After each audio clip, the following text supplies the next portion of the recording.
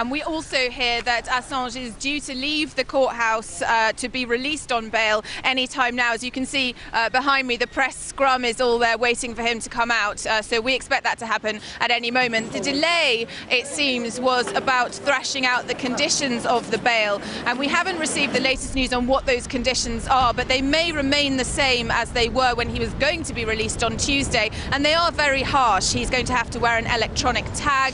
He's going to have to report to a local police station every day, and he'll be subject to a curfew as well. The media's calling what Assange will be subjected to now mansion arrest, because he will be staying in the house of a friend of his in Suffolk in the south of England, in quite a large house and probably in quite good conditions, completely contrary to the conditions that he's faced in solitary confinement in Wandsworth jail for the last week or so. Now, I'm joined to talk more a bit about how Assange is by Afshin Rattansi, who's an author and a journalist. Afshin, thanks very much for talking to us. Now, you are, in fact, an acquaintance of Vaughan Smith, the man who Julian Assange will be staying with. What's it likely to be like while he's there?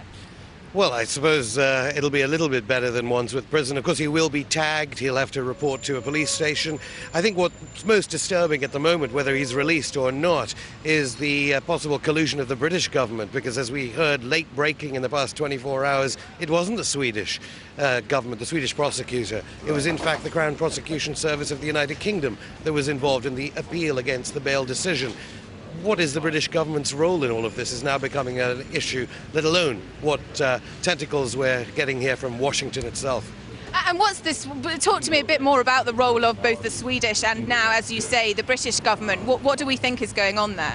Well, initially, and certainly Julian Assange's legal team were told it was the Swedish prosecutor that had made the appeal against the bail decision.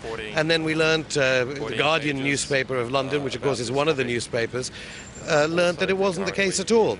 And yet again, we are now wondering whether what's emanating from Washington, whether other publishers of WikiLeaks will come under different types of charges, regardless of these charges, which of course are very different.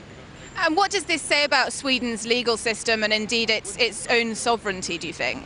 I think many people are calling it a laughing stock. Of course, there is a serious angle to this, that women who do want charges about rape, this is going to have other effects regardless of WikiLeaks. But ultimately, what's at stake here is that this court system, the High Court behind us, British justice, is in the dock, because WikiLeaks showed us that the British government could well have been involved in kidnap and torture around the world. So the High Court of England, justice is blind.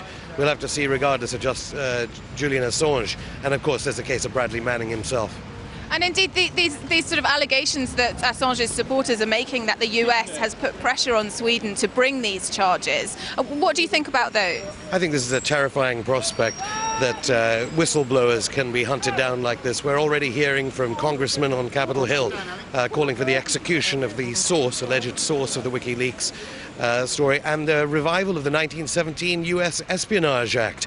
How far will Britain cooperate with this? How far will the court behind us cooperate with these sorts of extrajudicial, it's seemingly extrajudicial, certainly international types of justice? Hillary Clinton said this was a crime against the international community. Who is the international community? And indeed, there's talk that there might be have to be a new law introduced in the US, specifically in order to bring Julian Assange to what they're calling justice. What do you think about that? I mean, it seems extraordinary that they would go to such length. Well, that law originally was in 1917, and many civil rights protesters in the early part of the 20th century in the United States were locked up. Civil rights organizers, if the United States wants to bring that back, if the Attorney General of the United States, if President Obama thinks that that's the way to curb the truth getting out, because, again, the most important part of this, regardless of Julian Assange, are these leaks, devastating releases about how US hegemonic power acts around the world. Okay, Afshin Rattansi, thank you so much for joining us. Now, of course, Julian Assange is due to be released on bail any moment now and travel to the house of the founder of the Frontline Club, Vaughan Smith, to serve out his bail. He is expected to be back in court on the 11th of January, early next year, and we're not sure what's going to happen then. Then the extradition hearing will take place. That could take several weeks, so we'll find out then whether Julian Assange will be sent to Sweden to face these rape charges, or whether the British court finds it in their power to refuse that. All right, RT's Laura Emmett live in London, speaking with the author and journalist Afshin Rattansi. Thank you.